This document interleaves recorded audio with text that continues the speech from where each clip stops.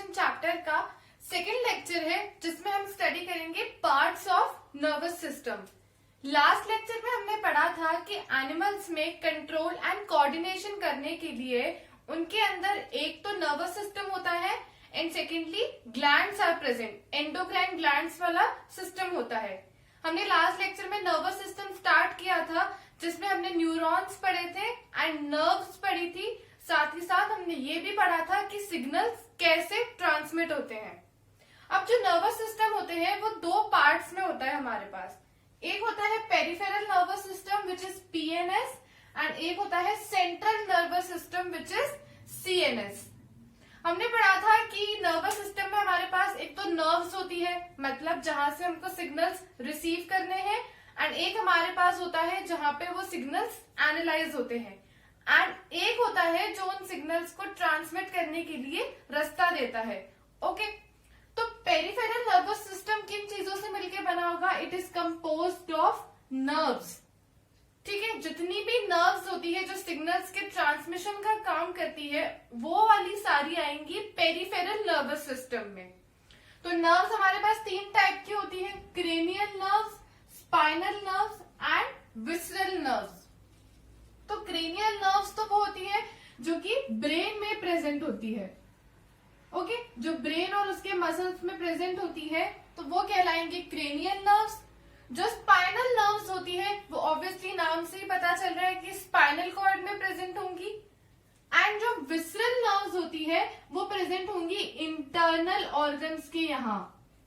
Okay, मतलब जो signals जहां से लेने हैं या वापस जहां पे ट्रांसमिट करने हैं ऑर्गन्स तक, तो जो नर्व्स ऑर्गन्स तक जा रही है वो कहलाएंगी visceral nerves, because the meaning of visceral is internal.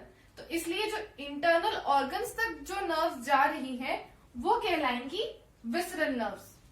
तो पेरिफेरल नर्वस सिस्टम हमारा नर्व्स से मिलकर बना हुआ होता है जो कि सिग्नल्स को लेकर जाने का और वापस लेकर आने का काम करती है।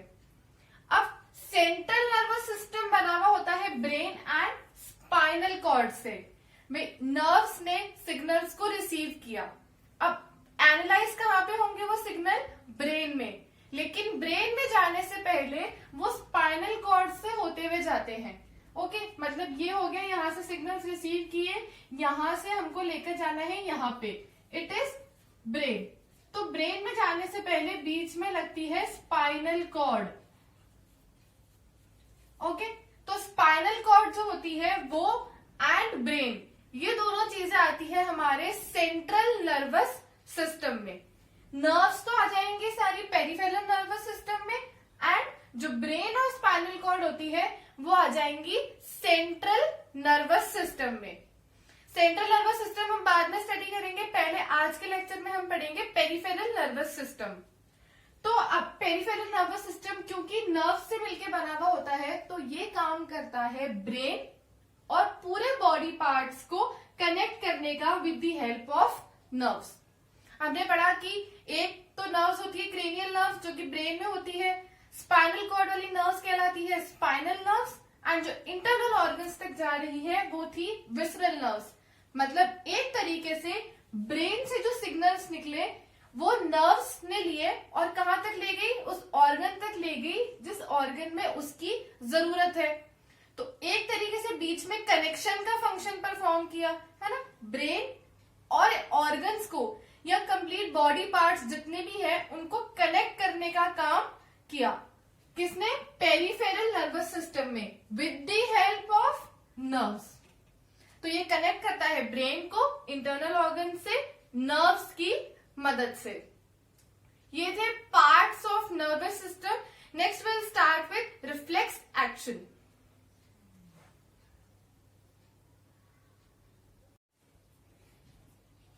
ओके, तो अब हम बात कर लेते हैं रिफ्लेक्स एक्शन के बारे में। रिफ्लेक्स एक्शन पढ़ने से पहले हमें रिफ्लेक्स वर्ड का मतलब समझना है कि रिफ्लेक्स एक्चुअली होता क्या है। रिफ्लेक्स एक जनरल वर्ड है जो कि हम तब यूज करते हैं जब हम कोई भी एक्शन सडनली परफॉर्म करते हैं due to the change in the environment, है ना। उसकी एनवायरमेंट में चेंज की वजह से अगर कोई एक्शन हम परफॉर्म कर रहे हैं तो वो कहलाएगा रिफ्लेक्स। ओके, जो सडनली परफॉर्म हो रहा है। अब बॉडी में क्या होता है कि जैसे मान लो हमने पढ़े थे रिसेप्टर्स, तो रिसेप्टर्स ने स्टिमुलाई को एक्सेप्ट किया एंड देन उसको सिग्नल्स ट्रांसमिट करके एनालाइज होके वापस कैसे उस अकॉर्डिंग रिएक्ट करना है वो मैसेजेस आए। अब लेट्स सपोज कि अगर हमारा हाथ किसी भी गर्म चीज पे लगता है तो ऐसा तो नहीं होता कि अगर हमारा हाथ उस गर्म चीज पे लगा है तो पहले हम सोचेंगे एंड देन फिर हटाएंगे। जब कभी भी हमारा हाथ किसी भी गर्म चीज पे लगता है तो एकदम से हम उसे पीछे हटा लेते हैं। तो ये क्यों होता है? This is due to the reflex action. पहले हम डेफिनेशन देख लेते हैं। तो reflex action is the quick automatic response to stimulus that involves only spinal cord. ठीक है, क्विक रिस्पॉन्स होता है, एकदम से हम हटा लेते हैं। ऑटोमेटिक होता है मतलब इनवॉलेंट्री होता है, उसको हम कंट्रोल नहीं कर सकते, वो अपने आप पीछे आता है हाथ जब हम किसी गर्म चीज को हाथ लगाते हैं। और क्यों होता है? Due to the change in environment, जिसको हमने बोला है stimulus that involves only spinal cord. अब ये सिर्फ स्पाइनल कॉर्ड को क्यों इन्वॉल्व करता है? देखो क्या होता है कि हमने पढ़ा था कि सिग्नल्स जाते हैं ब्रेन में एनालाइज होंगे एंड देन वहां से वापस आएंगे। तो जो कॉम्प्लेक्स ऑर्गेनिजम्स होते हैं उनके थिंकिंग मैकेनिज्म बहुत कॉम्प्लेक्स होते हैं। तो अगर इतना टाइम ब्रेन में जाएंगे मैसेज, वहां से एनालाइज होंगे, फिर वापस आएंगे, उतने टाइम में तो हमारा हाथ ही जल जाएगा अगर हमने किसी गर्म चीज को हाथ लगाया है तो इसीलिए ब्रेन को ना इन्वॉल्व होके डायरेक्टली सिर्फ स्पाइनल कॉर्ड से ही मैसेजेस आ जाते हैं। तो रिफ्लेक्स एक्शन में सिर्फ स्पाइनल कॉर्ड यूज होती है, ब्रेन तक मैसेजेस नहीं जाते, क्योंकि अगर ब्रेन से मैसेजेस आएंगे तो उसमें बहुत टाइम कंज्यूम होगा और ये एक्शन क्विकली परफॉर्म करना होता है, जल्दी से परफॉर्म करना होता है। इसीलिए सिर्फ स्पाइनल कॉर्ड को ही हम यूज में लेते हैं, स्पाइनल कॉर्ड से ही मैसेजेस आते हैं। तो ये तो हो गया रिफ्लेक्स एक्शन। अब जिस पाथवे से रिफ्लेक्स एक्शन परफॉर्म हो रहा है उसको हम बोलते हैं रिफ्लेक्स आर्क। ठीक है, जो प्रोसेस है वो तो पूरा कहलाएगा रिफ्लेक्स एक्शन, लेकिन ये जो पूरा पाथवे है कि मैसेजेस रिसीव हो रहे हैं, स्पाइनल कॉर्ड तक जा रहे हैं एंड वहां से वापस आ रहे हैं, तो ये एक पूरा पाथवे बना है, उस पाथवे को हम बोलते हैं रिफ्लेक्स आर्क। तो रिफ्लेक्स एक्शन क्या होता है ये समझ में आ गया। ब्रेन इसमें क्यों नहीं इन्वॉल्व होता है वो भी समझ में आ गया, क्योंकि ब्रेन से मैसेजेस आने में टाइम लगता है और ये एक्शन हमें जल्दी परफॉर्म करना होता है। एंड उस पाथवे को क्या बोलते हैं ये भी हमें पता चल गया कि उस पाथवे को हम बोलते हैं रिफ्लेक्स आर्क। अब हम मैकेनिज्म देख लेते हैं। सपोज ये कोई ऐसा ऑब्जेक्ट है जो कि बहुत गर्म है और इस पे हमारा हाथ टच हुआ है, तो हाथ में रिसेप्टर्स प्रेजेंट होते हैं जो कि हीट को रिसीव करते हैं। हमने पढ़ा था रिसेप्टर्स में thermo receptors which detects heat and which are present on the skin. तो यहाँ पे वो रिसेप्टर्स प्रेजेंट है जिन्होंने इस हीट को डिटेक्ट किया। तो यहाँ से मैसेजेस ट्रांसफर हुए किसकी हेल्प से? सेंसरी न्यूरॉन्स की हेल्प से। हमने पढ़े थे जो सेंसरी ऑर्गन से जो मैसेजेस रिसीव करते हैं वो होते हैं सेंसरी न्यूरॉन। इसकी हेल्प से मैसेजेस यहाँ से रिसीव हुए और ट्रांसपोर्ट हुए कहाँ तक? स्पाइनल कॉर्ड तक। स्पाइनल कॉर्ड ने उन मैसेजेस को जल्दी से एनालाइज किया एंड देन फिर वो रिले न्यूरॉन्स की हेल्प से नीचे आ गए मोटर न्यूरॉन्स में। हमने पढ़ा था कि रिले न्यूरॉन्स का काम होता है to connect the sensory neurons and the motor neurons. तो सेंसरी न्यूरॉन से यहाँ तक मैसेज आया, रिले न्यूरॉन्स ने उसको ट्रांसफर कर दिया मोटर न्यूरॉन्स में। मैसेजेस एनालाइज हो चुके हैं एंड डिसाइड हो गया है कि क्या एक्शन परफॉर्म करना है। अब वापस स्पाइनल कॉर्ड से मैसेजेस लेकर आएंगे कौन? Motor neuron. तो ये नीचे वाली जो लाइन है ये है मोटर न्यूरॉन्स की लाइन और यहाँ पे आके फिर वो उस मसल तक आ जाएंगे जिस मसल को वो एक्शन परफॉर्म करना है, इफेक्टर मसल। ठीक है, तो मैसेजेस ले जाने का काम हो गया सेंसरी न्यूरॉन का और वापस लेकर आने का काम हो गया मोटर न्यूरॉन का। अब ये कैसे एक्ट करते हैं? भाई मैसेजेस तो आ गए, अब हाथ वापस पीछे कैसे आएगा?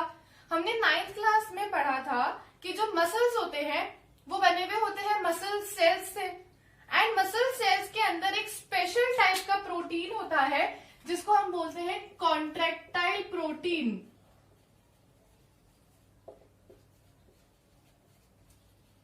ओके, कॉन्ट्रैक्टाइल प्रोटीन होता है उन मसल सेल्स में जो कि हेल्प करता है मसल्स के कॉन्ट्रैक्शन एंड रिलैक्सेशन में। तो अगर हमने ये पीछे लिया है तो कॉन्ट्रैक्शन हुआ, और वापस अगर आगे मूवमेंट करना है तो रिलैक्सेशन हुआ।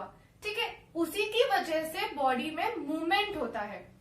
तो क्या होगा कि मैसेजेस यहां तक आ गए इफेक्टर मसल तक जो कि आर्म्स में प्रेजेंट है, वहां पे कॉन्ट्रैक्टाइल प्रोटीन्स कॉन्ट्रैक्ट हो गए, उन्होंने मसल को कॉन्ट्रैक्ट कर दिया, causing the backward movement of our hand. क्योंकि कॉन्ट्रैक्ट होंगे तो पीछे की तरफ मूवमेंट हो जाएगा, जो कि इस प्रोटीन की वजह से पॉसिबल हुआ है। ओके, तो मैकेनिज्म समझ में आ गया कि सबसे पहले सेंसिटिव न्यूरॉन्स ने रिसेप्टर से मैसेज लेके स्पाइनल कॉर्ड तक ले गया, वहां पे मैसेजेस एनालाइज हुए, देन रिले न्यूरॉन्स ने उनको मोटर न्यूरॉन्स में ट्रांसफर किया, और मोटर न्यूरॉन्स उसको लेकर आ गए इफेक्टर में, मतलब जो मसल इफेक्ट हुआ है उससे, एंड वहां पे कॉन्ट्रैक्टाइल प्रोटीन्स ने उनको मसल्स का कॉन्ट्रैक्शन कर दिया, causing the backward movement of our hand. And ये सारा प्रोसेस हुआ है with in fraction of seconds, मतलब बहुत ही जल्दी परफॉर्म हुआ है। तो ये तो था reflex action and reflex arc. Next will study about types of reflex actions.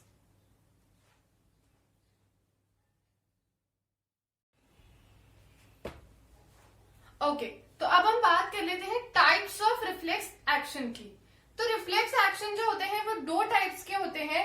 पहला टाइप है क्रेनियल और सेरिब्रल रिफ्लेक्स, एंड दूसरा है स्पाइनल रिफ्लेक्स। जो क्रेनियल या फिर सेरिब्रल टर्म्स होती है वो हम ब्रेन के रिस्पेक्ट में यूज करते हैं। मतलब ये जो सेरिब्रल रिफ्लेक्स है ये कंट्रोल किया जाता है क्रेनियल नर्व्स की वजह से, है ना। जो ब्रेन में नर्व्स थी उनको हमने क्रेनियल नर्व्स बोला, और अगर उसकी वजह से रिफ्लेक्स एक्शन कंट्रोल हो रहा है तो इट इज द सेरिब्रल और क्रेनियल रिफ्लेक्स। वाइल जो स्पाइनल रिफ्लेक्स था it is the same thing जो अभी हमने पढ़ी थी कि involves spinal cord and it is not processed by the brain.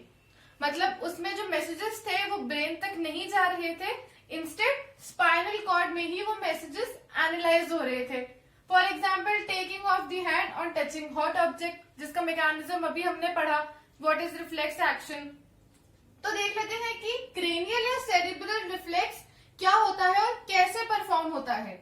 सबसे पहली बात तो क्रेनियल नर्व्स इसे कंट्रोल करते हैं जो कि ब्रेन में प्रेजेंट होते हैं, एंड मेनली ये कहाँ होता है, फेशियल और हेड एरिया में, है ना। अगर फेशियल एरिया जो हमारा फेस वाला एरिया है, अगर यहाँ पे कुछ रिफ्लेक्स एक्शन परफॉर्म हो रहा है तो वो किसकी वजह से होगा, with the help of cranial nerves.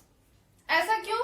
क्योंकि जितने भी हमारे यहाँ पे सेंसरी ऑर्गन्स प्रेजेंट है उनका सारा कंट्रोल होता है ब्रेन में। तो अगर यहाँ पे रिफ्लेक्स एक्शन परफॉर्म होना है तो वो तो ब्रेन की वजह से ही, ब्रेन की हेल्प से ही कंट्रोल होगा। इसका एग्जाम्पल है change in the size of प्यूपिल in the bright light.